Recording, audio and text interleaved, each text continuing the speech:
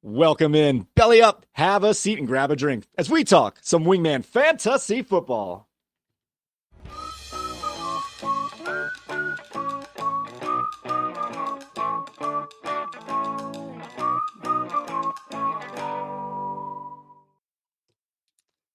Welcome into another edition of Wingman Fantasy Football, the league podcast. I'm your host, Michael Furley. And as always, I'd like to thank all of you, or any of you who may be watching this show. And I am joined by my good pal over here, Mr. B, a.k.a. Team B. I'm Cuban B. Yes, Cuban B. How are you doing today, Bernie? I am doing good and bad all at the same time. I have a feeling I've been keeping an eye on the scores, and we'll get into it. You can cry on my shoulder if you need to. It's okay.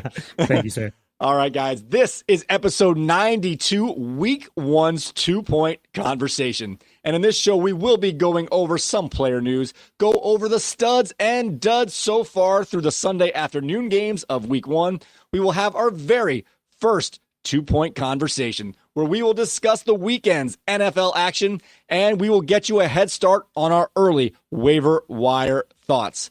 So that being said, guys, actually, before we get into the news, let's make sure that everybody is in the room. Wingmen assemble! All right, now that everyone is here, let's get into the player news for the day. All right, CD Lamb was activated.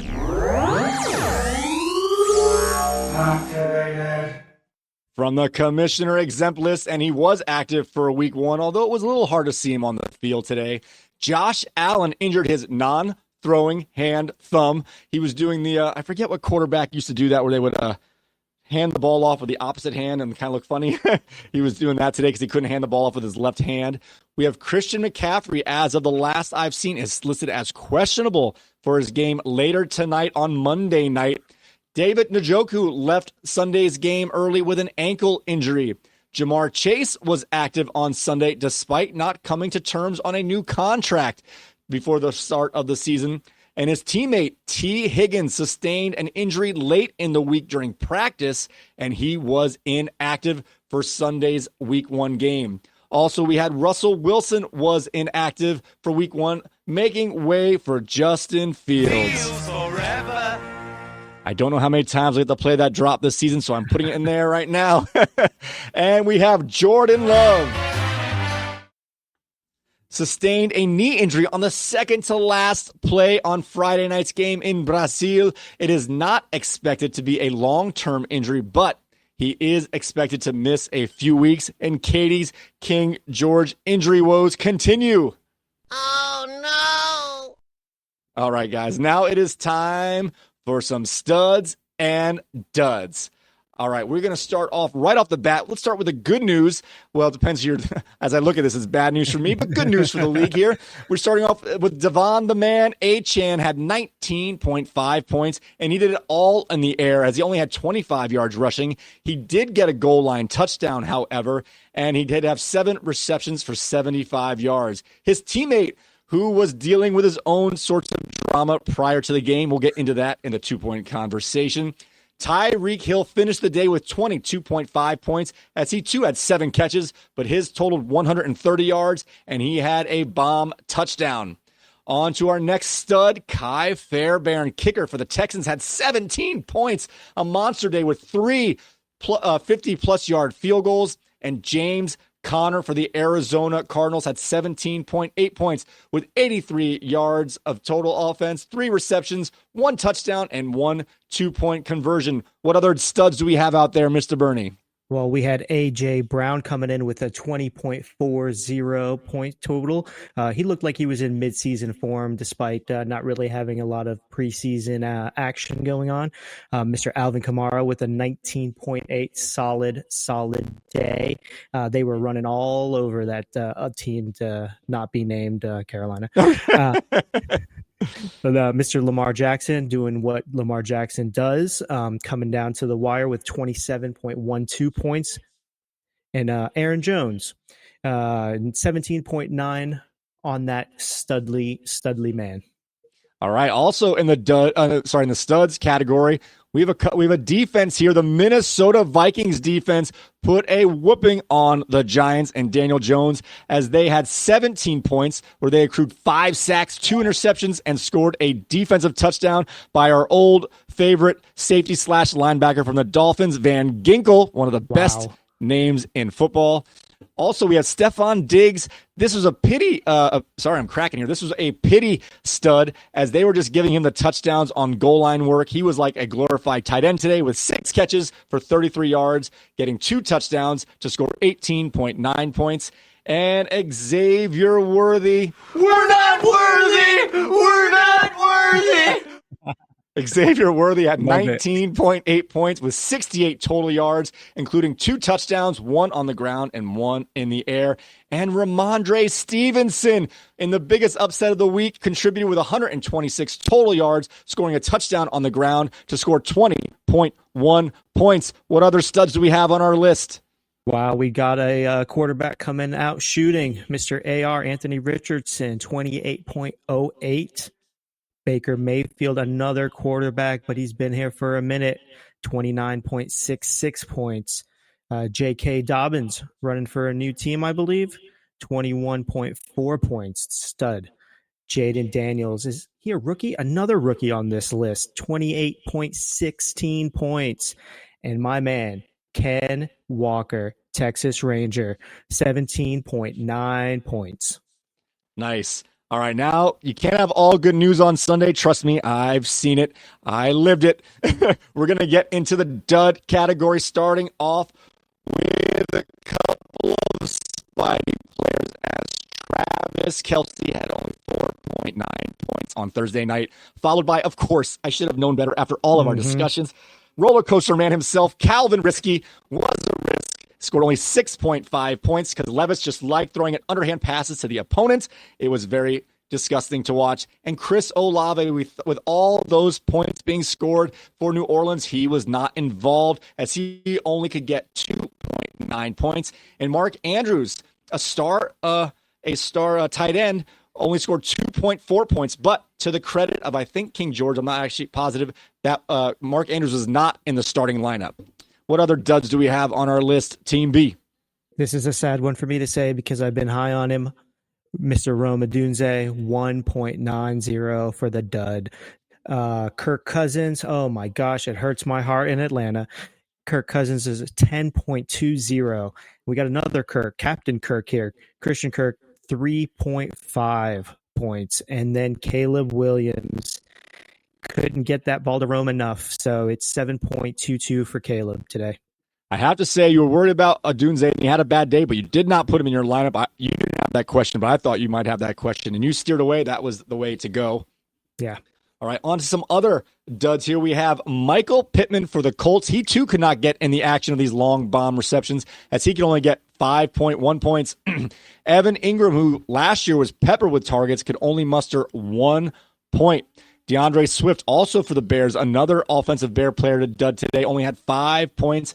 And Dalton Kincaid, we thought he was going to show up big, but he did not, getting only 1.6 points. What other duds do we have? So let's continue with the little rookie slump on the dud side. Marvin Harrison Jr. had 1 point today.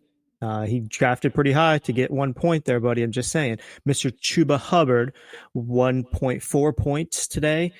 And Mr. McBride, wait for the drop. I'm not going to play it when he has a dud game. If he has a stud, I will put it on there for him. That's totally understandable. Mr. McBride only had 5.5 points. And another Atlanta Falcon, Mr. Drake London. If the quarterback's going to be a dud, you're probably going to be a dud too, with a 2.5 a point total today. You know what? Go ahead. I made a mistake here. Marvin Harrison, I think, actually had 0.9 points, not 1.0 points. So he had the virtual goose. All right, so let's continue here with your next one up after Drake London. Here. All right, we got Justin Herbert had only 10.36 points in a victory for the Los Angeles Chargers, and once again, he was not started. Most of these duds are managers really good of not starting these players, and these are questionable guys. Javonte Williams, oh my gosh, Denver looks so bad. I'm hoping Seattle's defense is a monster, and that was the reason. Javonte Williams can only muster 2.8 points, but I will say he was the best at blocking on blitz pickups today. Congratulations. Too bad there's not points for that because he got every single blitz pickup done well today. Gus Edwards only got 3.3 points in juxtaposition to his running back mate, J.K. Dobbins, who's on the stud list. And DK Metcalf. Oh, I've got something to say about him later when we get into the 2-point conversation. DK Metcalf could only muster 4.4 points as he was blanketed by Patrick Surtain II. And once again, Surtain takes Metcalf's lunch. Wow. And then we go to Jackson Smith-Njigba, 2.9 points. Scary Terry McLaurin, 2.7 points. Thought that offense was going to be a little bit more high-powered with him. Mr. Mozart on the Dolphins, 2.9 points, and Deontay Johnson with another 2.9 points. It was a Dudley affair for those two. All right, guys. So you heard some studs and duds, and you're like, where? There's some names missing. Well, I'm going to tell you, we've got some guys who leveled up. They are in our new segment, the Mecha Studs.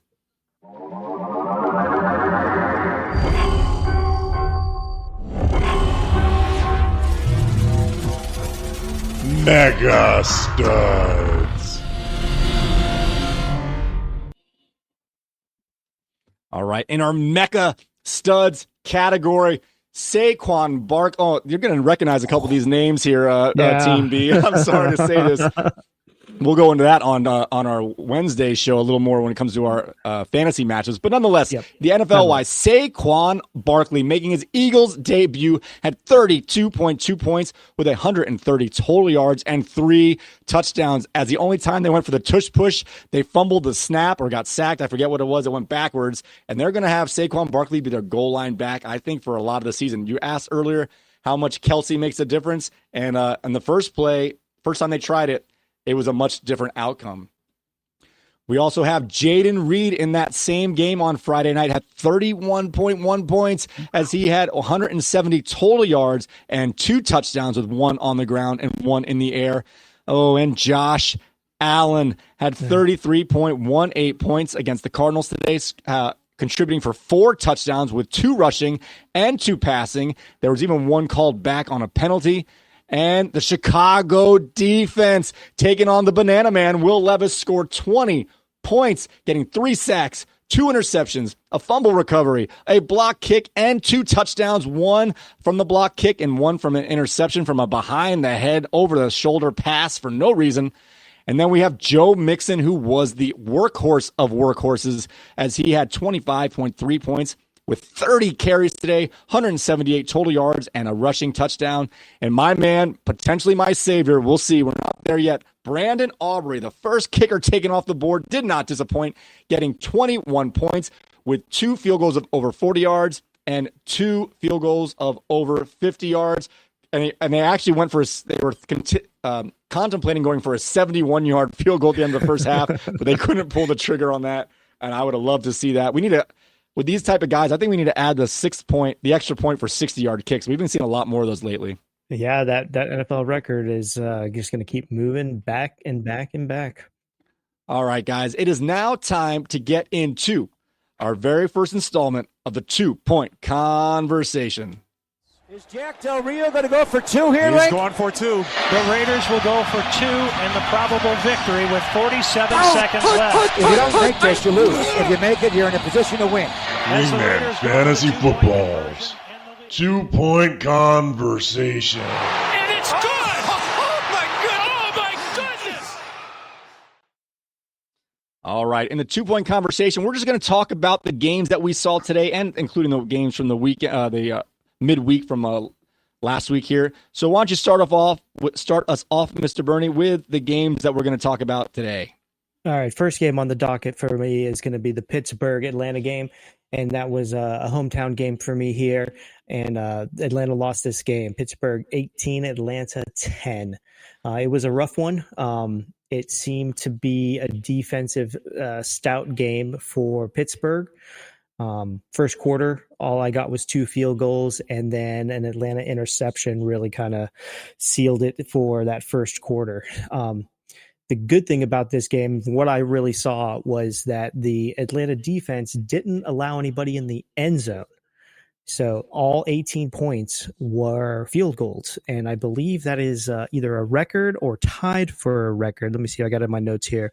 It is the only kicker to make 6 field goals without a miss in a week 1 game in NFL history. He's tied with John Carney for the Chargers in 1993. So it was a tough one. Then the second quarter, kind of the same. It was a field goal for Pittsburgh, a punt for Atlanta, a punt for Pittsburgh, and then a touchdown for Atlanta, which that touchdown was Kyle Stinky Pitts. And it was good to see him. They were reminding us in the broadcast that his rookie season, he was 1,000-yard reception tight end in his rookie season, which was a big deal. So hopefully he can get that turned on with somebody, if it's Kirk or if it's Penix throwing him the ball. Then we got a field goal to end that second quarter from Pittsburgh. Really, that what I saw in that first half was a lot of J.J. Watt disruption, and it didn't stop there. It continued. TJ Watt. Oh yeah, I'm sorry. Who did I just say? You said it's a fat older brother, but yeah. Oh yes. It's too many Watts. What? Yes, TJ. So it was hard to see, and it was a couple times where I saw that Pitts had a little chip block, and the chip block didn't do anything, and it was like it was just getting around there. TJ was just getting around there. So we had a couple more punts coming in, an interception in the second half for Atlanta, and then field goal for Pittsburgh. So it was an ugly game. Bijan did show some sparks. Drake didn't really have anything to say. Kirk was just off of his timing. He had one really questionable throw that I saw where it was an interception, and it's just where were you looking? I don't know if you saw what you saw. But otherwise, he took his time. He had Pitts was wide open for his touchdown catch, and I was surprised that he had enough time to check back down to see Pitts. Pitts just ran the left side in the end zone, waving his hands. It's like, I'm wide open. And a quarterback like Kirk Cousins, and I'm going to give him some props because I have to. He's on my team fantasy-wise, and he's on my team locally-wise. He took his time, and he got him the ball. He didn't make it a difficult catch that should have just been an easy catch, and he made it an easy catch, which some quarterbacks just don't. They see an open receiver, and they're like, oh, my gosh, what do I do? This guy's wide open. And they try to throw Fire it at him, yeah. Yeah, and then it's just an off pass. So that was a good thing to see. It was a good thing that the defense didn't let them score touchdowns. So all in all, a loss, bad game, but not end of the world. So last year, Atlanta's defense – they were good against running backs because they didn't give up hardly any rushing touchdowns. I think it was like before like week 12 before even anyone scored a rushing touch. They lost a lot of those games, but like they're like a bend don't break defense, I guess. But they bend a lot, and it equals 6 field goals, and they couldn't score today. And my theory is that Kyle Pitts was so wide open in the corner of end zone because his pits are so stinky that everyone gave him some space. Yes, there it is. And then just a little note on Justin Fields, who started the game. And it looked like the same Justin Fields. He didn't look as explosive. You know, he's in a new place, and he's got a lot of turmoil going on in the offseason and stuff. But he did get a sack. He's known for those sacks, and I think he was scrambling backwards, and he lost a good amount of yards on that sack. So he didn't lose the game for them, but he didn't necessarily win that game for them. So if you're on the waiver wire looking and, oh, wait a minute, did you pick up Justin Fields like early this morning? Yeah, I was going to do it last night, but I did this morning. Yeah, I actually was looking. I went in and I looked and see if he was there, and he wasn't there. And I was like, oh, I bet Michael got him. I need a third quarterback. I didn't have one yet. So I figured. I figured it's an easy call. So, all right. So it sounds like I had the game on in the corner, but it was I wasn't watching every single play because Bijan wasn't getting the ball enough. It wasn't exciting enough. Every time I looked, I was seeing TJ Watt, like you said, either running to the backfield, either causing a penalty or creating one. Either he was doing it or he was making the offense do one. Every time I saw him, I was like, yeah, he's pumped up. Oh, going backwards or forward, like dead ball plays. If it wasn't for two, I think it was two penalties, an offsides on him and that offsides. I did see that when we had a big sack or fumble or something, and they had to call it back. He would have had like 2 strip sacks, and it was and 1 recovery. It was bad. He was really tearing them up on that left side. So Atlanta's got some work to do on that offensive line.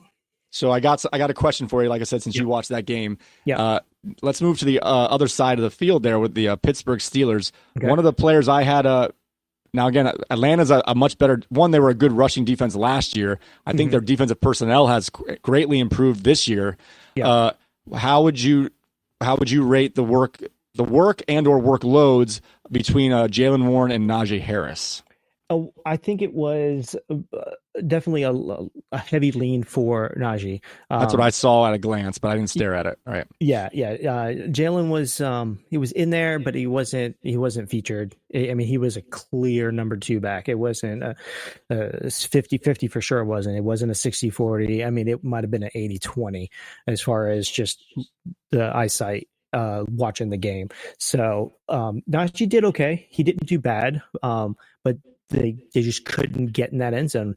Whether that was play calling, which I don't really think it's play calling. I think it's execution because Tomlin's good with that. He's not a bad play caller. So, all right, let's get on to our next game here. What else we got? All right, what else we got here? We can go into. Sorry, I get my notes. That's all right. We go into this one. This one was a tough one for me to watch. Chicago and Tennessee, and I only say it was tough because I wanted more from the quarterback. So Chicago with 24, Tennessee with 17. It was an exciting game to watch. Did you see anything that you liked out of this game? Did you watch this game? Liked is hard to say. I watched this game intently, and I realized afterwards, like, why am I watching this game? But that's the game I had in front of me. With the other ones kind of on the side, I was watching that one because I was looking for, I guess, hoping for Calvin Ridley. I don't know why I had it in front of me. It's the first game I put on, and that's when I caught my attention. No, I watched it quite a bit, and the one thing I noticed right off the bat. I talked up, and it doesn't mean it's going to be wrong season long, but I said I like Spears as much as Pollard. It was all Pollard. Pollard was the one. Yeah. Spears came in just to spell him. Pollard did well. Spears didn't do bad. It was just literally an opportunity thing.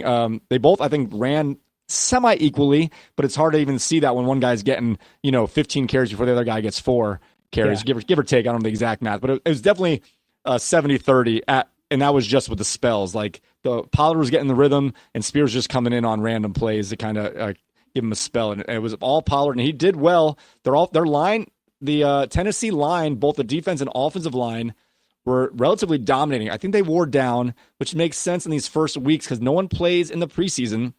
Yeah. These guys in practice, I don't know. I mean, they're athletes. I'm not saying they're out of shape, but they're not in full game conditioning yet. They look great for the first half, and by the time the fourth quarter came around, they were running out of gas. It doesn't help when your quarterback for your team is giving the ball back away to the other team quickly, and you're back on the field quite a bit. What else did you notice in this game here? Well, I noticed the Bears defense, and I got that reminiscence. It might have been 5-6 years ago when the Bears was the dominant defense. Everybody wanted Bears special teams, Bears defense on their fantasy roster. It was definitely reminiscent of that. It looked like the Titans were missing that big spark. I liked what I saw from Will.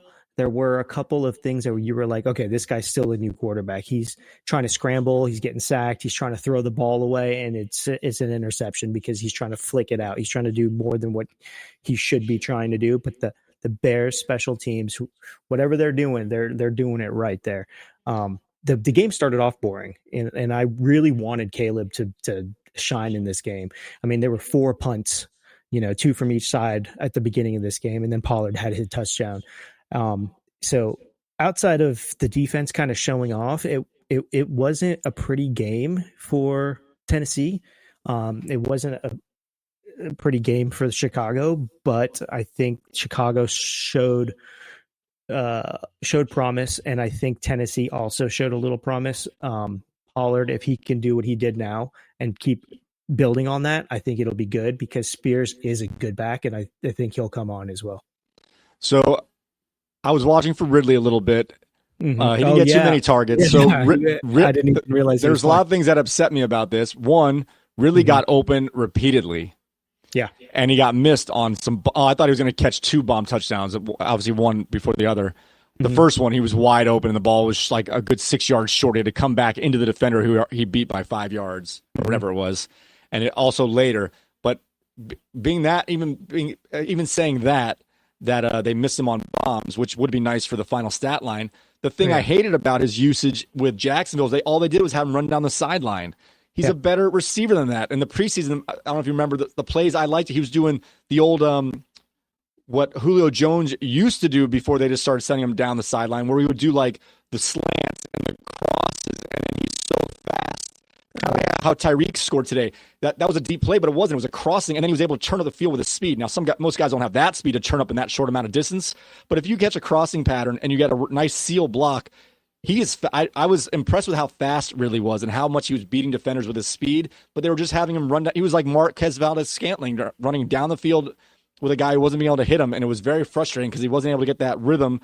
A couple times he did like one 15-yard out. They nailed him. That was the only time he ran it, and they caught it. More of those outs, more of those crossing patterns, mix those up with the long bombs, and that's how those long bombs get more open, where the underthrow is the guy's so wide open he can come back to the ball without the coverage there. So what do we chop that up to? Do we chop that up to just coaching on that end? Because when he was in Atlanta, he was the second to Julio. So he was put in that position where Julio would streak and then Ridley would be cutting across. It was one of those things where that's just his skill set was developed that way early in his career. And he's really good at it. He's got really sharp cuts. He's got really, bursty kind of speed, like you were saying. Does that come down to him just not running the routes they're giving him to perfection, or they're just giving him the wrong routes to run? Wrong routes, because he was getting open on most of his routes today. Levis was in duress sometimes.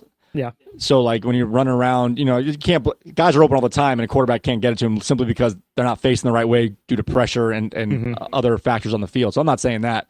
I was pleased with how he was getting open. He was getting open.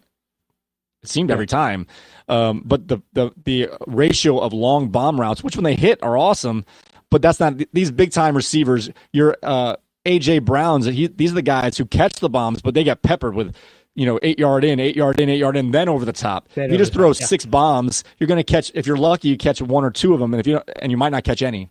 And those are the frustrating days. So I think it's play calling to some degree. Because I thought his ratio of long routes to more efficient routes. And he's one of those players similar. I'm trying to think of other players. Amari Cooper's one, in my opinion, through his career anyway. Guys who, when they are the one against an elite cornerback. Now, I'm not sure who the Bears cornerback is. I should, but I don't know.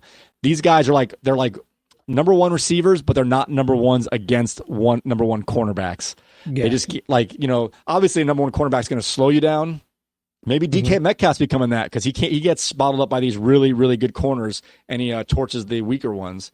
And I think Calvin Ridley is definitely in that tier. And he's the one and gets all the attention.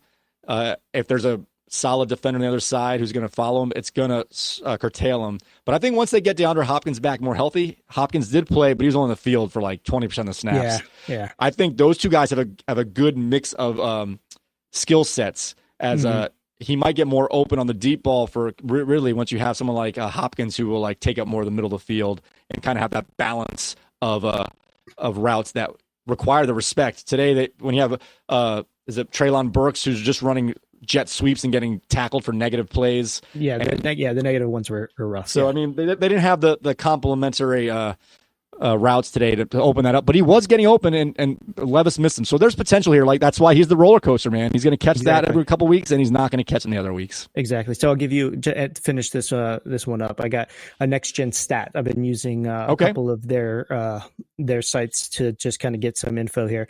It says the Bears generated pressure on 47.4% of Will Levis's dropbacks. I mean, that's a lot. That's the second highest pressure rate in a game over the last 3 seasons. It says. That is, I mean, it's hard for him not to get sacked more is a testament to him in the aspect of getting out of those situations. So. And Levis is not good at handling pressure. He doesn't see it very well, generally speaking. He's not as bad as Fields. Fields is more because he just holds it and whatever. Yep. But he's not good at recognizing pressure. He doesn't step up in the right places. He got a strong arm. So I mean, he's got potential, but like being that pressure rate was so high, it makes complete sense why he did not succeed today. Yeah. Okay. So the next game I got up here is the Texans and the Colts, and that's the Texans winning that game 29, the Colts 27. So this was a nail biter down to the end here.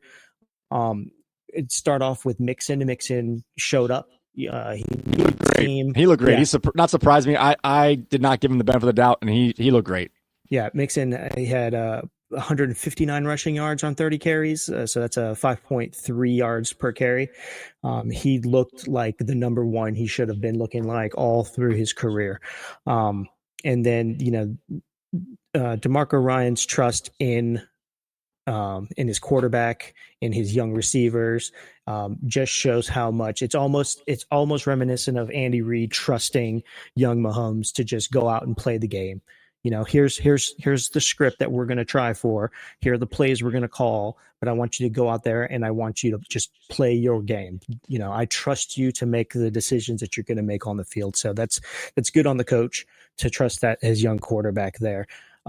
As far as like game script goes, though, the Colts missed a big opportunity with their game script. I don't know if it was the coaching or if it was Richardson. Richardson was a stud, and we called it out earlier, but he, I believe, was a stud that hurt his team because Jonathan Taylor didn't get the carries, didn't get the consistency he needed, especially in those close short yardage goal line situations where it would have helped open up the back end of the field. Obviously they're worried about AR running, but if you've got a 1-2 like that, if you got Jonathan Taylor there, you got to give him the ball. I mean, I don't know if that's a coaching thing or if that's Anthony just making that decision on his own. Tell you what I think about that particularly. So, Richardson's passing percentage was awful today. Awful. Yeah. It was a lot of throwing it up there.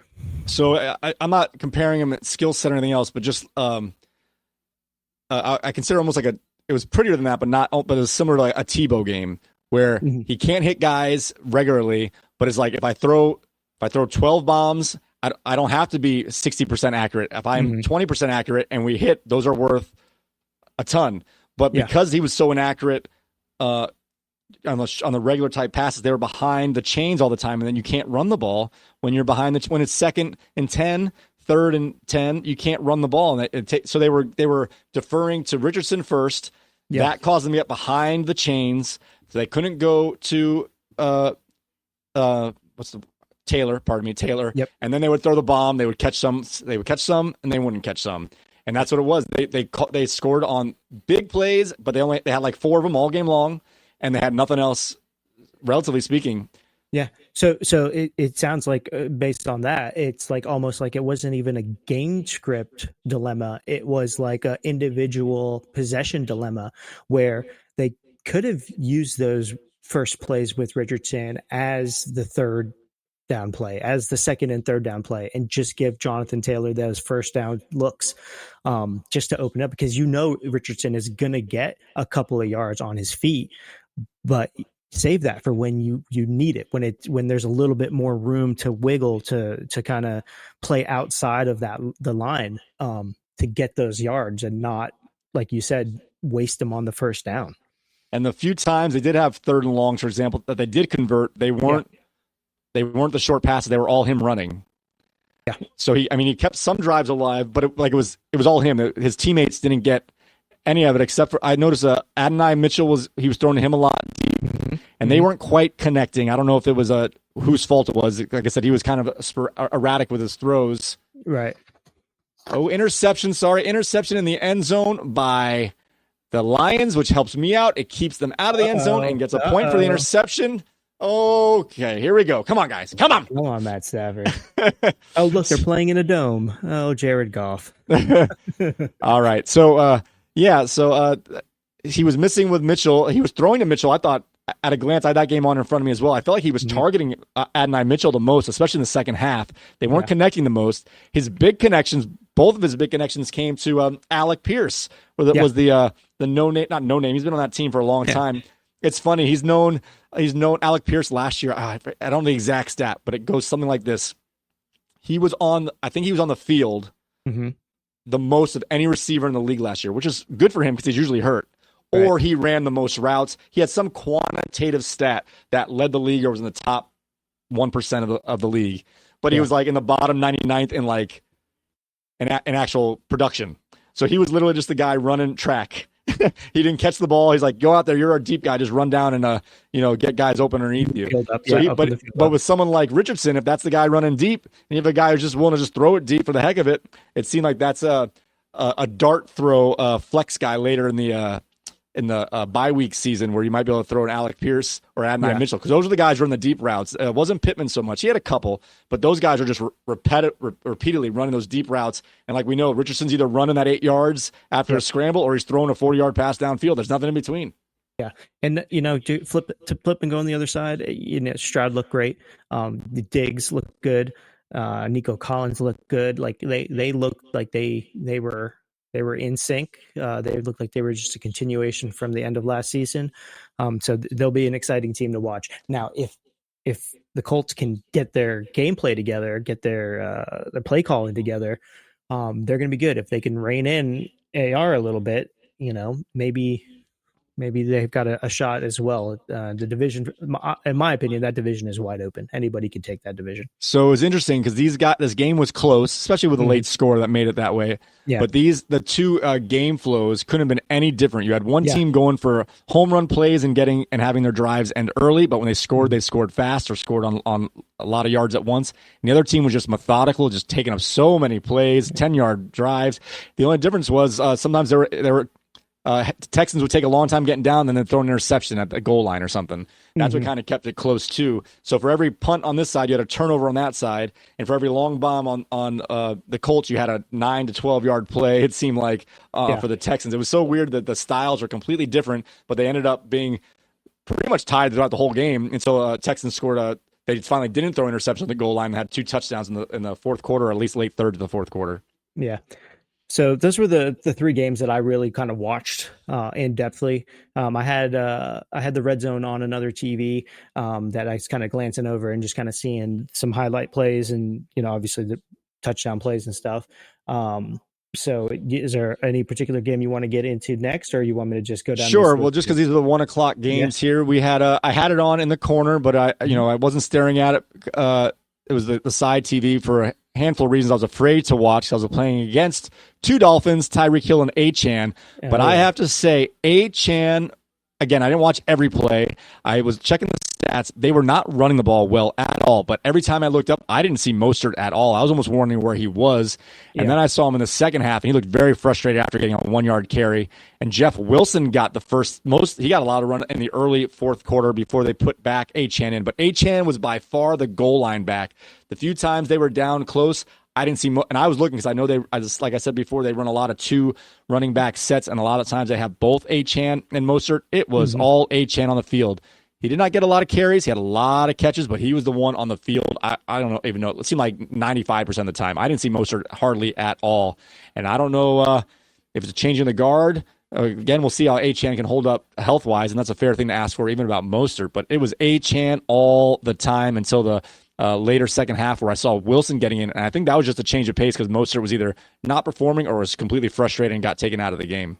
Yeah, I think the couple of running plays that I did see from the Dolphins, it was Achane, and he was running good, and he had some explosiveness still to him. So I agree with that take on that. The one thing I did notice about this game, though, is that there were a lot of turnover on down. I don't know if I just catching it at that time, but Dolphins, I believe, had 2 turnovers on downs, and Jacksonville had 1 turnover on down. So they were really trying to stick it to each other there. Yeah.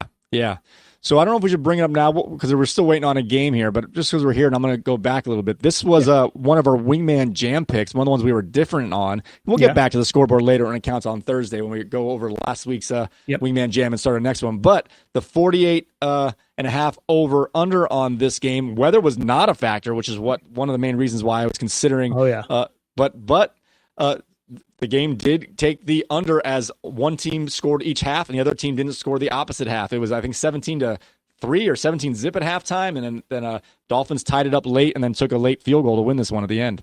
Yeah. So it was good, and I'm glad that the Dolphins did win, but it was tough. I expected more from both teams. So my pick says. So yeah, so someone made a point that usually the Dolphins, in their overall history, they've always been great on opening day, except for one game I remember because I picked them to win and they lost against the Texans in the Texans' third year in existence or something. Anyway, but a lot of times their advantage is the heat when it comes to September games. But they played against another Florida team, so that advantage might have been dissipated.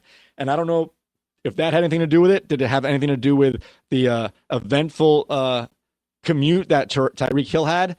I try to stay away from gossip stuff. Did you happen to? I just know that he got arrested for potentially speeding on the way to the stadium. Do you know anything more about that? Did you see any of the clips that were out there? There were clips. I just didn't watch it. I don't like to watch that stuff. But yeah, so I didn't see anything. I got a text this morning from a friend that said all the text said was Tyreek got arrested, and I was like, what? And this was earlier than me turning all my stuff on, and so a couple of our viewers are on a group chat, and so I sent a message out and I said, hey, is Tyreek playing today? Did he get arrested or something? And they kind of gave me the story that he was stopped by police. There was some altercation going on, some handcuffs going on, but then he was released with a citation, and then he was going to play. Everything was okay. And then apparently the Miami-Dade Sheriff's Office sent out something that said that one of the officers involved will be put on administrative duties. I did see that, yes. Until the investigation of what happened goes through. So maybe there's some body cam footage or something going on. I'm with you though. I don't really get into the off-field stuff and too much, unless it's like a serious thing, and I got to know because it's just serious enough. But I try to stay clear of that. So maybe somebody can leave a comment. One of our viewers can leave a comment about what's going on. Keep us informed. That would be great. Maybe they want to come talk to us. They can send a mailbag in, however they want to communicate how they feel about what happened with Tyreek. But it was surprising because I was expecting Tyreek to see him early and often, and I just didn't. And I thought I was gonna survive him for a little bit, but I knew not to believe it. And then he had that 80-yard touchdown. Yeah. Oh, and then what started that was, now that I'm thinking about it, so as it happened, the play before that 80-yard touchdown was an ETN fumble going into the end zone. And as I was watching, they scored this, they're putting this one away. Not officially, but there was been 18 minutes left. They would have been up 24-zip at that point, or 24-3, whatever the score was.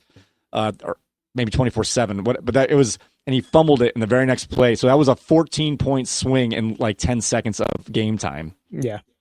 So happy they won. Tough game to watch.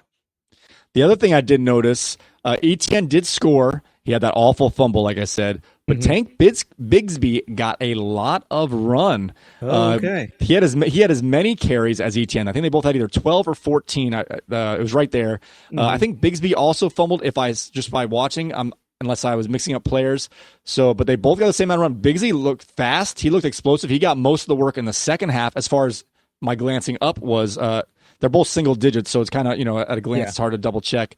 But but being that Bigsby didn't play at all last year, some of it was because of his inability to hold on the ball. But he fumbled, but so did Etienne. And Etienne's, I would say, they were both problems. But fumbling when you're getting ready to score is I think hurts more than hurts just as much as turning the ball over on your side of the field.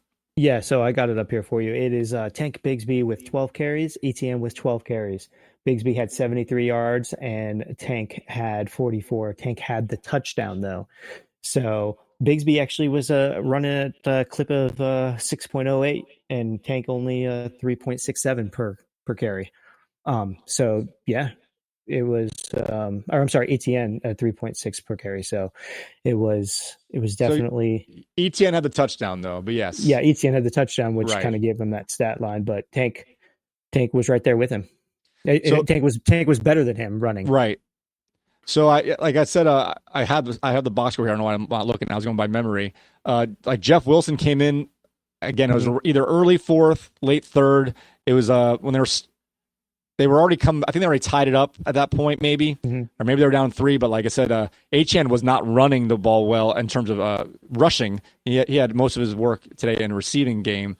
Mostert wasn't doing anything, and Wilson came in and ripped off a few runs. He actually he led the team in rushing with only 5 carries at 26 yards. That's how bad of a day they were on the ground. And both Tyreek Hill and Jalen Waddle both eclipsed 100 yards. And Waddle left the game. I think it was a concussion test. But he did return back to the game, so he obviously cleared concussion protocol on the game day. Sometimes these things have some reoccurring or late setting in symptoms, so just keep an eye on that. But at least during the game, he was deemed to be okay to return. Yeah, and then let's just give a quick shout out to UCF alum, Mr. Gabe Davis. He did have 3 receptions for 62 yards on 3 targets, so he took full advantage of his 3 targets. Big game, Gabe. So. Go UCF. All right. Let's get to the next game here. All right. You want to look at? You got one lined up, or you want to look at? No, just tee up a game, because these are ones we are looking at until we get to the 4 o'clocks. These are ones we kind of looked at a glance, but we were watching all day. So what do you got? Yeah. So the one that I really wanted to dig into, but I didn't, was the Arizona Buffalo game. I had that one on. I was watching that quite a bit. Yeah. So just to get into that, I thought from the beginning, let's go. Arizona is going to take this down. They just looked on fire, and Buffalo looked stale. That's what I saw coming out of the gates. And then I don't know if somebody told Josh Allen that Arizona stole his dog or something, but he's just like a man alive here, and jumping into the end zone for touchdowns. He just took that game on his back for Buffalo. So what did you see? So this game was pretty much a microcosm of their entire season last year, where they weren't doing well.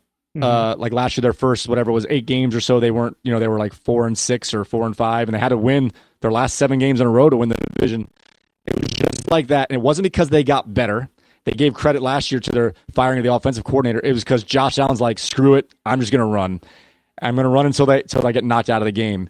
And on that diving touchdown you mentioned, he went up high. That's where he fell down on his thumb, on his left thumb. They had to tape it up, and he looked a little shaken by it. Obviously, it's an extremity from a non-throwing hand, so I don't think it's going to affect his playing ability. But he did get hurt doing that, and he does that because I know we're not Buffalo fans here, but he's one of those guys, if it's not working, screw it, I'll do it myself, regardless of what it means to his body, for example. And he's so good at those things that he can win a game by himself if he just, I'm doing it.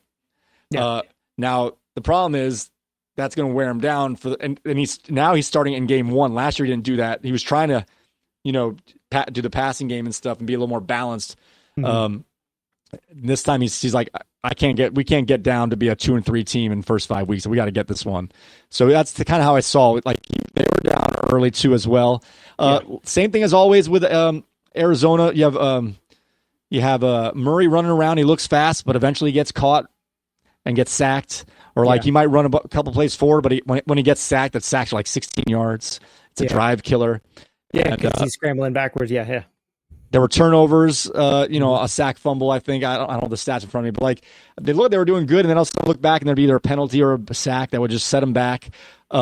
They stopped scoring after the third drive. Essentially, they had that huge kick return by the slowest kick return I've ever seen, but he had a 96-yard kick return. He looked like a fullback. Maybe he is. I don't know, but he went down the sideline. He made it. He scored on that, and that put him back in the game after the Bills actually had taken the lead. And then Connor looked good. He did not look fast, but I thought Connor's feet were sweet. Connor did look good. He, like I said, he was very slow, but he was when the guys were grabbing at his ankles, he was pulling his feet out every time. Yeah, I don't think he wasn't breaking tackles, but he wasn't going down on first contact if it wasn't a straight shot. So I was very impressed with it. He was doing tire drills around people's arms and hands today, or the agility ladder. So he looked really good that way. He got in the end zone, also scored on a 2-point conversion, which helped his day out quite a bit. He looked good. I noticed DeMarcado was the first running back in, and Benson didn't come into the fourth quarter, but he did take over the spell work in the late second half. I don't know if DeMarcado got hurt. The way they were rotating guys, but I was looking to see who was going to be his backup, because we know Connor's going to miss a handful of games every year, and it was DeMarcado in the first half, and it was Benson later in the second half. Just keep an eye on that If you see that he's banged up, those are the guys you're looking for. I thought both guys looked the same, Mercado and Benson. They're big bodies. They didn't look they looked the part, but they weren't explosive or anything. They were just kind of like your normal backup running back taking in some carries. Yeah. And then Greg Dortch, kind of there, just doing his thing. McBride didn't really have his big game. He had 5 receptions. But he did lead in targets with 9 targets. So McBride is still going to be, the first look, but not necessarily always going to pull out the big game. Kyler did look good, though. I mean, it was one of those things where, again, if you're not watching the whole game and you're just kind of glancing over at it, he's doing something. He's making a play. He's making it exciting. He's just not Josh Allen. If Josh Allen had the running skill set at the size he is of Kyler Murray, he'd be Cam Newton. It would be unstoppable. Or he would be Lamar Jackson at that point. So it was a good game. I'm sad to see Buffalo win. But Arizona put up a fight, and again, it's one of those things where we'll find out on the Wingman Jam how we fared for that pick. So, all right, let's move on. Let's move on to this New England Cincinnati game. The big headline for this game was everybody that plays elimination pool games got knocked out because everybody picked Cincinnati. So I did not watch any of this game. It did not make the cut. I had 5 games on. I think there's 1 or 2 games that didn't make the cut. This was one of them. My wife did pick Cincinnati for her survivor pool, and she is out. So she's like, and I was like, I don't know if you should do it or not, but everyone's streaming the Cincinnati defense. So the fantasy community, the NFL community is all picking Cincinnati. So she asked me if that's a good pick. I'm like, I don't know enough to tell you not to, but I'll just say that a lot of people are making that pick. So a lot of people are dumb. So from the little bit I saw of this game, it really looked like whatever is going on behind the scenes, whatever is going on in practice, whatever was going on in preseason, they just were in sync. It looked like they had just stepped out on the field for the first time, and they were just going like, "Oh, this is what we're doing today. All right, let's do this," and they just couldn't pull it off. So I'm glad that Mixon had a big game on a different team. I'm not a Cincinnati fan. I'm definitely not a Patriots fan, so could care either way. But without Higgins there, without Chase being like the guy, like ready to go, game plan, timing wise with Burrow, everything, like you could see it, and it just looked bad. So and we don't have to spend too much time on this game. Well, fantasy wise, obviously the outcome of the NFL score was the biggest news in the NFL world. But fantasy wise, we'd be remiss not to mention Ramondre Stevenson getting a workman's load amount of carries, doing what we know he can do. They were a ball controlled team today. Now, the thing is, with Cincinnati struggling so much on offense, that gave them the opportunity to be able to manage the game how you would be when you're in the lead. I don't know how often the Patriots will be able to run the ball late in games due to them having a lead. But when they do, we know what their preference is. Ramondre. He got all the work and paid everyone off who put him in their lineups today. Oh, yeah, this game script really paid off for him today. And Jacoby looked good. Brissett did not look like a quarterback that is old and not a starter. He looked good enough to not lose a game. He might be, you never know, the next quiet man, Ryan Fitzpatrick or something. So he was good. It was nice to see that. I'd like to see the rookie play, but I'm okay with not seeing the rookie play. Were there any more 1 o'clock games, or can we go to the 4 o'clock games now? Yeah, we can go. Carolina, Cincinnati, Indy, Miami, Carolina, New Orleans. We can skip that. Well, all we know is that Derek Carr had a bunch of touchdown passes early. They were all to backup tight ends, and Kamara was all of his work. He got, obviously they probably were resting him. I didn't watch too much of that game either, but they were just putting it on him. Carolina, I thought that was the sneaky team that I trusted the least, and they show that maybe Bryce Young is. Well, now, in fairness, New Orleans' strength is their defense. But my goodness. It's much better than Carolina's offense. That was disgusting. So this is the possessions for Carolina. Oh no, I don't. In order. Okay, Ready? Interception, punt, fumble, punt, field goal, interception, touchdown, punt, turnover on downs, punt, end of the fourth quarter. I thought now it's rough. one game, but Bryce Young had a lot of people saying he can't do it, and I was chalking it up to coaching changes and other stuff like that. And man, they could not compete today, and that was a division game, so they're only going to get one or two more chances before it's just going to be sell all your Panthers. Chuba Hubbard got outplayed by Miles Sanders, who we thought was hurt and maybe not even going to play. So this is just a dumpster fire for now. Stay away. Thielen couldn't do it. Deontay Johnson couldn't do it. It was just a mess. Alvin Kamara had a nice game today. I had him on the list somewhere. I just closed it off. He had almost 20 points. Kamara did. 110 total yards and a touchdown. Most of that was in the first half. He had 70 yards at halftime, and I kept looking at that box score, and it just stayed the same forever. I don't know if they were just trying to get Carr trying some things because they had opportunities that he couldn't lose the game for him or what. Taysom Hill got carries. Taysom Hill was the backup running back. Yep, he did get some carries, so maybe we need to have Yahoo make him quarterback, tight end, RB, so I can get 3 spots for him.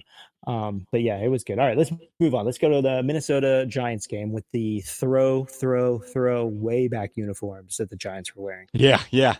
So I didn't watch this. Is the other game that didn't make the list because these games, it wouldn't have anyway. But with the score being what it was, and it looked like it was kind of a boring game. As Darnold started, I think completed his first 10 passes or 9, but only had like 40 yards doing it. Yeah. So let's just say the Vikings 28, Giants. Just so our viewers know this. All right. I'd be remiss if I didn't mention Detroit just got another interception on Sunday night. Thank you, guys. Every point's going to give me a chance here for the comeback. Yeah, the Giants were awful. Daniel Jones, from what I read and could gather, was awful. They're like, why is he on the team kind of bad? I didn't see it personally, but just turnovers at the worst times, missing players. Malik Neighbors actually had a decent amount of yards considering how much he had a good chunk of the entire Giants yards, which was hardly anything at all. Yeah. Is it a surprise that Cincinnati didn't really do that great and Mixon did do good and the Giants didn't do that great and Saquon tore it up? Is it really a surprise that these good players are leaving these franchises and the franchises don't seem to have an answer or a replacement or an idea of what they're doing? I did watch a little bit of the beginning of the game.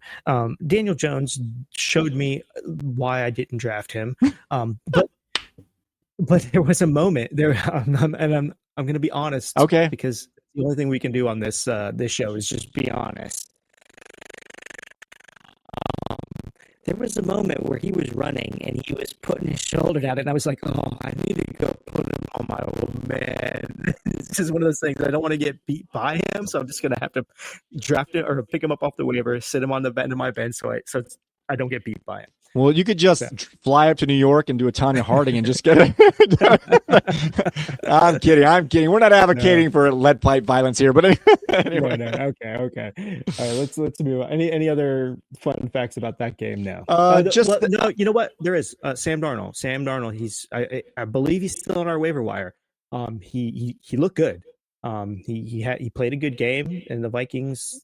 They look good. I mean, the Giants are bad, but we don't know yet. It's only the first game how good the Vikings are. I would say in that game, just by the box score, that it was clear that, again, another guy I really liked, but it just nervousness and where he went in the draft. Aaron Jones was the number one. He was the guy getting all the carries. He was good. He's always been good when he's healthy. The only time he hasn't been good is last year. He missed half the season being questionable, and every time he came back, he tweaked it. Last year is not an indication. I know he's getting older, but last year was not an indication of his talent falling off. If anything, if you want to worry about his age, it was the injury part of it. Yeah.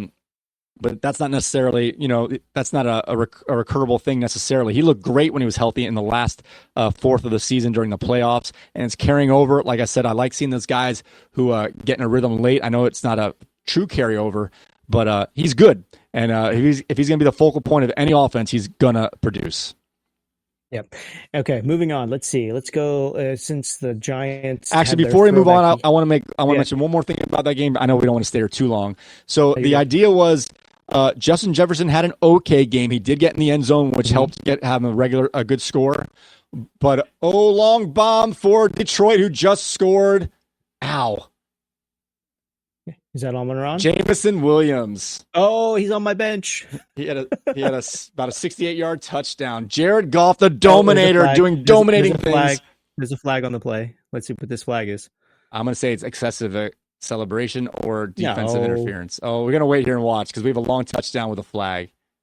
Oh, boy. Defensive touchdown. It's a defensive penalty. It's going to hold up. Touchdown, Jameson Williams. All right, so the one thing I wanted to mention, sorry about that, is no, you're good. Is the fact that we had so Jefferson had an okay game. He was fine, especially compared to other receivers, like Jamar Chase, for example. Yeah. But the idea was even with Nick Mullins last year, he's going to be peppered with targets. He only had 4 catches today. I don't know how many targets he ended up having. I would assume it wasn't much more than that. If you have it quickly, maybe I would say 7 to 8 targets at the most. Mm-hmm. So the idea. That's fine. And, they were up in this game by a lot, so they were doing ball control. So I'm not – but the thought was no matter who the quarterback is, that he's going to be peppered with targets because that's just how his play demands. And he did not get a lot of targets, did not get a lot of receptions. He did have a touchdown, which saved his day. And he's going to be the primary target in the red zone when it comes to receivers. So keep that in mind. All right, let's see here. Receiving. Jefferson had 6 targets. 6 targets, yeah. 4 catches. Yep. And for 40 or 60 yards or something. I don't see Mullins on here. No. That was last year. Nick Mullins was the quarterback last year, and he was able to sustain Justin Jefferson after the injury of Kirk Cousins. So I'm like, my point was anyone can be quarterback and pepper him with targets. Gotcha. But Darnold did not. Now, it could have been game script, but Darnold did not pepper Jefferson with targets today. Okay, gotcha. Yeah, my bad. I was like, I don't think there's a Mullins on this team this year, but okay, yes, I understand. Yeah. Last year, quarterback, yes. Sam Darnold did, he finished with 2 touchdowns, only 208 yards, so it wasn't like a crazy stat line, but it wasn't it wasn't hard. So, but he's a game manager, and they were in the lead, so they were managing the game. So what else can you ask for there? That's fine. Exactly. All right, let's get these 4:00 games. We got to move along here. Yeah, let's move along. All right, so let's staying on the throwback theme from the Giants. Let's go to Oakland and San Diego. LA. Let's put them in the right. Although it seemed like they were playing from San Diego. These 4:00 games. I was sitting out here. I had the 4 games on, and I eventually just put my head down and went inside. It was awful. The Raiders scored 10, Chargers 22 at the final. Yeah. And it was awful. It was just it was bad. Just to look at some quick stats lines here. Gardner Minshew had 257 yards with 1 touchdown and 1 interception. He threw the ball 33 times, so that's not too bad. Zamir White 13 carries with 44 yards. Not anything great. And Jacoby Myers 61 yards on 3 receptions. The best catch I saw from Devontae Adams was early in the game before I put my head down in shame. They threw a ball. It went out of bounds, and he was like 3 yards out of bounds, just stuck his hand up and just caught it one-handed so nonchalantly. I was like, man, that guy can catch. If only he was in bounds, that'd be awesome. So, and this is a little shout out to Brock Bowers, receiver. He looked good. He had 8 targets. He didn't get the touchdown. He did have 6 catches, 58 yards. He did look good, but he led the target share there with 8 targets. And he wasn't the only one. They were throwing for a stretch there. They threw to only tight ends. And it was 3 different tight ends. It was Mayer and was it Bryant maybe? Harrison Bryant, I believe. Anyway, I was like, is that Bowers? Because I don't know Bowers' number because he's been hurt all preseason. Mm-hmm. And he just kept throwing tight ends. I don't know, they had 3 tight ends in the formation. They were trying to come back. That's what they were doing. They were throwing to tight ends. And eventually Bowers caught like 3 or 4 passes in that like later part of the game. He looked good. He got open with a great route running, breaking it off and then turning up the field. Like he has, I don't watch college too much except for my teams. And I know he's a stud prospect, but his feet were nice. He looked like he's got a chance there. Okay. And on the other side of the ball with the new head coach, Herbert only 17 of 26 with 144 yards and a touch. So that wasn't anything too That's what we were kind of expecting. He's going to be a game manager based upon, one, the style of coaching and the fact that they don't have those big time receivers for them. Like, why would you lean on the receivers? They went with the running game. Gus Edwards looked pretty awful, just running to the back of the pile, getting 2 yards at a time.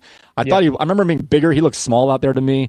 Dobbins looked really good. He had one really long run late that's kind of sealed the game. And I don't know if something pulled up or he's out of shape. He was going, and you could see he was like, I'm not going to outrun these guys. And he just totally dethrottled it down. And he decided to cover up the ball, worrying about ball security, which is a good NFL play. But he was in front of everybody after about 40 yards of a run, give or take. And there was about 15 to 20 yards left in front of him to score. And he just never mind. And I was not wondering if he tweaked something. He didn't come up looking hobbled or anything, but he didn't have the juice to go that on a long run. But he's been out for a long time, coming back from a lot of injuries. So I'm not. Maybe he's working his way up, but he looked the best by far of the running backs on that team. And that's going to be a team that's going to run the ball. And I'm very upset about that because J.K. Dobbins was one of the very last picks in our draft, and it looks like he might be one of the early steals of the draft. Definitely. And then as far as receiving goes, it looks like Herbert's favorite target this game was Mr. Ladd McConkey. And I just want to say his name over and over again. I'm sorry, Ladd McConkey. There's no L in McConkey. So five receptions for 39 yards, but he had 7 targets there. So he looked pretty good. I was actually not impressed. I was surprised. Quentin Johnson was on the field quite a bit, and he actually looked okay. He made a couple good catches. I think one catch he made, there might have been a flag. They had to pull it back. It might have been his best catch. But he wasn't stone hands McGee out there. He was catching some of the balls out there. Got into a nice fight with Josh Palmer against the other teammate at the end, as we did have an ejection at the end of the game. But they were just managing the game. They were up. They were playing against a team that they didn't have to worry about scoring. So even when they were tied, they were just doing what they had to do, running the ball and taking up time. And that's what Harbaugh does. Like you said, they're winners. They're going to work on the winning first. And once they get the winning, maybe those play action plays will come out for Herbert. Don't forget Herbert's coming off a foot injury, so he wasn't looking to overexert himself and have a setback in that regard. Yeah, and then we got going on to Denver and Seattle. Denver 20, Seattle 26. This was an exciting game for me because I had a couple of Seahawks there to look at, but it was one of those games that I knew going in that Bo Nix can play in the NFL, but he's going to be a rough start for him in the NFL. He was working on the stat line I predicted in the preseason when I said he'd go like 27 for 30 for 118 yards. I think before he got inaccurate in that second half, he was like 10 for 12 for like 45 yards. It was like literally, it wasn't 3 yards. He wasn't averaging 3 yards an attempt. He was averaging 3 yards a completion through the first half. It was, oh my gosh.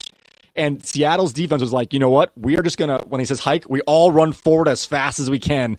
And they kept just tackling everybody at the line of scrimmage because there was no need to play any sort of backline defense. And when you have all 11 guys in the box, even on passing plays, these guys are getting blown up. Javonte Williams wasn't doing anything except picking up blitzes, but there were 3 guys blitzing, and the other 2 were getting through, and Nix was just, we'll see what happens. I think Sean Payton, he's like, I love short passes. Yeah, but it's got to be part of a total combination of plays, not like that's what we're going to do all the time and let the defense just key in on running downhill against our receivers and running backs. Yeah. And it was one of those things where he was your leading rusher as well. He's only throwing 138, yards passing, Bo Nix. And if he's your leading rusher, then I want to see like 100 yards rushing. If you're only going to throw 138 yards passing, but it was 35 yards. So did you notice? Rushing. I was watching your game because your game was the closest fantasy wise against Alex's. They took our jarbs. So you for a minute you came back with a lead on the clock, but you had.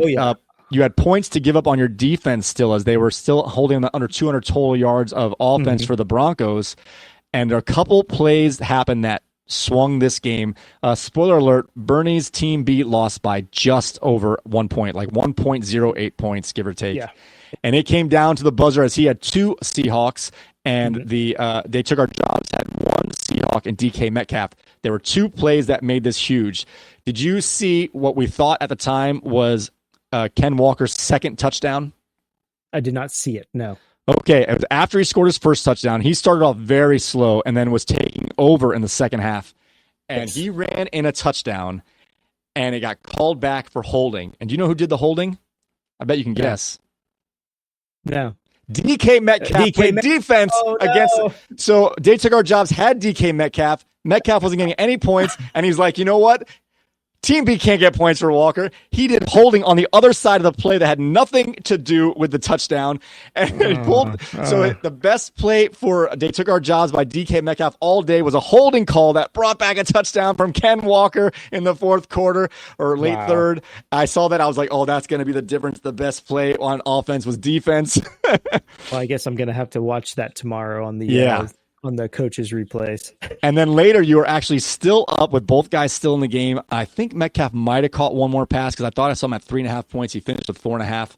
Yeah. But the Seattle defense had, I don't know how many yards to give before they got to 200 yards allowed, but Bo Nix ran pretty much a 50-yard touchdown in at the end of the game, which was the play. I don't know if he needed all 50 and he only needed 10, but that play was the one that put him over that. So you lost 4 points by your defense by not holding him to under 200 yards. You lost 7 points due to the Metcalf holding earlier, and also in the fourth quarter, Walker was playing awesome. Came up a little hobbled, and because they were leading, he didn't play those last 6 minutes or so, and Charbonnet got all the carries, and all he needed was about 5 to 8 more yards or another catch. So this game was going back, and I didn't think you had a chance for a while, but then you came back, and you were up, but you needed the combination of plays, and all the wrong things happened to Walker there and the Seattle defense. So if you want to go back and watch that second half and just I am, yeah. Line it up with your points and see what the play was. You'll see that you had it. You had it. DK Metcalf is on the take. Oh, Alex and DK collusion. Otherwise, Nix was awful. Geno Smith was about what Geno Smith does. Had a couple nice plays, a couple nice runs, a couple dumb interceptions. Well, you know what? That was another thing, and we can get into this in the next episode. But I was on the fence of picking up Geno off the waiver wire and starting him, and I would have won because Geno. Oh, that's right. It wouldn't have taken much, but Geno did outperform Kirk Cousins. Outperformed Kirk. Yep. So I'm kicking myself again, but you know what? I'm okay. And again, we'll get into it later. I scored more than 100 points. I lost to a better team, which is totally fine. I'm not upset about it. So it's one of those things. If I would have just had a D+ draft and gotten 70 points, then I would have been upset, but I'm okay. Gotcha. All right. So let's get on to that, the Commanders Bucks game. This one I had in the corner as well. And it seemed like there wasn't much points going. By the end of the game, this was a very high scoring game. What did you see in this one? Oh, in this one, I didn't see any of this game. This was one that I did not have on at all. So 37, final score, Commanders 20, Bucks 37. Yes. So in this one, we had Evans caught the first touchdown. He did okay, especially starting off with the first score. He slowed down after that, but his catch was great. Just what he does, he just ran an okay route, but he doesn't get open because he's not super fast. And when the ball was in the air with two guys, him and his defender, he just shoved the guy essentially, just manhandled him. He didn't push him. He just put his arms in front of the other guy's arms, said, my arms go here, your body goes there, and caught the ball. That's what Mike Evans does. Yeah, it was a great throw. It could have easily been intercepted, but when you have one-on-one with such a manly man of Mike Evans, he's like, if it's near us, this is my ball. And that's all it was. He didn't jump. He's not fast. He doesn't jump anymore. He just ran through the guy and took the ball. Yeah, I mean, with 61 yards, he got the 2 touchdowns. He had Rashad White and Chris Godwin out yard him. So he definitely made his presence known in that end zone. And then Mayfield got most of his he was doing well all day, but he got most of his counting stats in terms of fantasy in that second half. Got like a couple late touchdowns. One to Godwin, and I don't know who the other one was to. And then Jaden Daniels, who wasn't doing much, he was doing okay moving along, but by the end he was running the ball. Actually, he got over 100 yards, or he was close. He had 70 yards early in the game, but he scored 2 touchdowns, lost his helmet a couple times. The fear for him is that he's a running quarterback, but he takes big hits, and he's not a big guy. He survived today. He got the stats. I think he finished with 28 points according to our studs and duds. He had four touchdowns, almost 300 yards with 4 touchdowns. Yep. He did pretty. He had 300 total yards because he had 21 rushing yards. And that he had 84 rushing yards I have here. 84 for Daniels. I'm sorry. I was looking at Baker. Sorry. Yes, Daniels 88 rushing yards with 2 touchdowns. Okay. So we have our two main rookies here. We had Daniels in a loss with monster points. We had Caleb Williams in a win with the worst amount of points, the biggest dud of duds. So yeah, that game was there. And what was the other? Oh, the Dallas. Yeah, the last game here was Dallas and the Browns. And my goodness, we keep hoping for Deshaun Watson to come back. And this guy, I was the biggest fan of his when he was in Texans as a player. I had him on a team 3 or 4 straight years before he wasn't in the league for a little bit. And then you had him as a value, as a Browns chance for him to return. And he just hasn't done it. I don't know. This game I was watching less than the other ones because I had less at stake. But his passing percentage was awful. He was running a little bit at the end, but he was in the game too late. He was going to get hurt. I was surprised he didn't get hurt. He was just running scrambles at the end of the game because they were desperate. And he was taking big hits when the game was out of reach. He had 2 interceptions as well. So it's he's done. I think if this team wants any sort of chance to get into the playoffs and have any sort of run, I think they need to put Winston in. I think Winston can pull the team together and give them the edge and the spark that they need. If Deshaun's talent was still there, I don't think it is. I think something's going on mentally. All of his stuff off field. He looks disinterested. He looks disinterested. Yeah, the football is not his main. It doesn't look like it's his main thing anymore. So I'm okay with them benching him, eating the money going on. I thought Cleveland was going to be a Super Bowl contender these past couple of years with the teams that they put together, the defense they put together, but I'm done with Deshaun. Their defense looked great, but like with any defense, and again, especially early in the season when these guys aren't in full conditioning mode, you can only be on the defensive field for so long before you just get worn down. And I have to put a little update here as we have Kyren Williams just scored for the Rams, taking points away from my Detroit defense. But all being said, let's release the Kyren. Why did that not play? I don't know.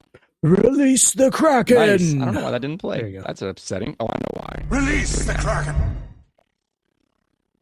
I appreciate your rendition, though. Was that? I appreciate that. Yeah, no problem. Was that an offensive play or was that a kick return? Oh, fair question. No, it was a running play from the goal line area.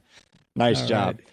All right, guys. So, the best player for the Cowboys was Brandon Aubrey, who had 21 points. He was a Mecha Stud today. He did awesome with big kicks, long kicks. Ezekiel Elliott got in the end zone. Jake Ferguson left the game with an injury. It was just the Cowboys. Usually they beat up on bad teams and don't do well against good teams. So it's hard to say if Cleveland is considered a good team. It was on the road, but they, by the end of the game, dominated the scoreboard against the Cleveland Browns today. Yeah, and CeeDee Lamb, for being the second, third, fourth, first overall pick in most people's drafts, not even getting 100 yards, not getting a touchdown, 5 receptions. He did have 10 targets, though. He led the target share, so he's just got to do a little bit better. I didn't see the game, so I couldn't say if it's majority was him just not making the catches. But if he's going to be a top 3, top 5 pick, he's got to produce. Well, we can see right now 2 of our holdout receivers in Jamar Chase and CeeDee Lamb, at least early in the season, did not get the numbers you would hope for a first-round receiver. There's a lot of time left. Things can change, but we need to remember this and make a mental note when we talked about do these holdouts affect their season-long prognosis or even their at least early season outlooks. And right now we have one data point, so we can keep that in mind going forward here. All right, and that's the wrap for the games that have been played. All right, guys. Now we're going to get into our very early waiver wire thoughts. Was there any injuries that caught your attention or something that you might consider picking up their backups or even just top performers they didn't realize were going to be on the field so much for early waiver wire thoughts? Honestly, I don't have any early waiver wire thoughts outside of my own team because I was really focused on what was going on with my team. I think that with Justin Fields playing, if you've got, he's already gone. Never mind. You've got, no, I honestly don't. Well, I would say that the last report I saw is that he's fine. They were up by the end of the game, but Walker did come off with a little, it was just a tinge, and you could see when he got tackled, he looked over the sideline real quick and came off, and he didn't play after that. at all, I think, if not very limited. So Charbonnet got all the work, was not nearly as effective as Walker, but just saying if there's going to be any time missed, it was definitely Charbonnet getting the carry. So just keep that in mind. Put him on your watch list so you know who to go if you get that news. Right when you see Walker's missing time, you know who to get because you already have that stored in ready to go. Also, right. Well, I do have one thing. If you are sitting with Mark Andrews on your team, you might want to think about replacing him with Isaiah Likely. Likely came on strong last year too. He had some big games, ups and downs. He wasn't consistent last year, but that game he looked like a stud. Yeah, he looked very good. So yes, Likely should be picked up regardless. Obviously, it depends on who you have, but he's at least he's someone you got to look at right now, and he's not a shot in the dark. He's going to play no matter what, and he just might be leading the target share depending on the health and or capabilities of Andrews at this point. Exactly. Also, we have to talk about Jordan Love getting hurt there. They say Malik Willis is looking to start. And this guy, I watched him because I had Derrick Henry last year and the year before too. Malik Willis is awful. He is honestly, I think, the worst NFL player I've ever seen. I'm not even joking. And it's not about his skill set. He can run. He can arm. He would come in for Tennessee. They'd bring him in on like a 3rd and 1 to do like a wildcat, and he'd fumble the ball. Like, I'm not even talking about like missing a play. Like they go to hand the ball to Henry and he'd fall over. Like he came in the other day, one play through an interception. This guy, I don't know what he's doing. He like not just doesn't succeed, he like fails beyond, like it's like he's playing for the other team. He doesn't get a lot of run, but when he does, it's like the worst thing ever. Gets sacked for negative 16 yards, fumbles, snaps. If you have him on your team, are you gonna have him play? And he played a lot for Tennessee last year. Before they got decided to go with Levis, they put him in when Tannehill first got hurt. He's bad. He can't do it. Or he hasn't been able to do it as of yet. And his one snap this year. Now I know it's coming in cold, but I heard. I know. I hear you. I heard a rumor though. He was actually drafted by the White Sox this year. And then he said, "No, I don't want to play for a bad team." So he couldn't make it on the White Sox, so he's there. So he might be the starter. I don't know what that's going to do to the running game. I know it's going to hurt the passing game. I'm telling you, it was awful for Derrick Henry. When you were 3rd and long, because you fumble a snap every third, he would fumble every 3rd snap. I'm not even joking. It was ridiculous. So this is bad news. So I don't know if they're going to look to get somebody else, make a trade for Tannehill, for example, find someone like that. Trade for Flacco, bring in Phillip Rivers. I don't know. Bring in somebody in. Matt Ryan might get a call. Oh, Matt Ryan's. All right. So I think that's it for early waiver wire thoughts right now. Luckily, there weren't too many injuries this week, or at least ones that are automatic, pick up their backups. I didn't see anybody who was on the field who, not due to injury, who played more than I thought. Maybe Adonai Mitchell, but he didn't really connect, but he was running on the field a lot. That's the only guy I could maybe as a wide receiver target. Yeah, and Njoku also got a lot of targets for Cleveland, but again, that situation, I wouldn't even mess with their receivers. I think he left with an injury as well, though. He did, yeah. Okay, because Jerome Ford was getting a ton of targets or a ton of yards for receiving. So I would just declare that situation altogether until Deshaun's out. All right, guys. Well, if you want the latest news, go ahead and go over to wingmanfantasyfootball.com/game-day. That's where I go to get all my game day news. On the left side of the page, you can see there's a news aggregator, and it updates pretty quickly, maybe a couple minutes behind. But if that is not, I did the wrong website. Let me go to the other one. I put the wrong thing. That's wingmanfantasyfootball.com.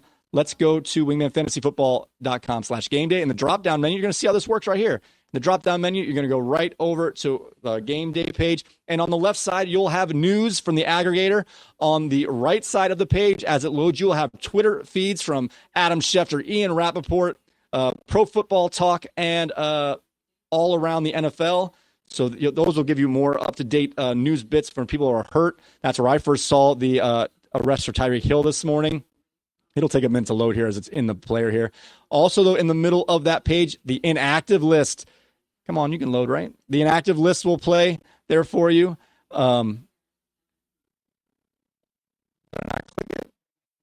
Anyway, so you get the inactive list on there, and on the very bottom of the page is also the weather for the cities that have the stadiums for these NFL teams. So go to NFL.com/game-day to get your game day news and notes right there. Also, you can go ahead and go to wingmanfantasyfootball.com/YouTube to get all of our YouTube content there. So keep that in mind right there. So I'm pushing a lot of buttons. I'm a little distracted here. So with that being said, guys, don't forget you can find us on Apple Podcasts, Spotify, TuneIn Radio, YouTube Music. You can find all of our video feeds on wingmanfantasyfootball.com/YouTube, also on wingmanentertainment.net/podcast. Go ahead and leave a like, hit that notification bell, and subscribe. Go ahead and leave a comment in there, and you will get into our next mailbag segment. Thank you guys so very much for watching. So with that being said, may your glasses be full, mine is empty, and your mugs stay frosty. And remember, there's always week 2. There's always week 2. All right, guys, we'll see you next time. Thanks, guys.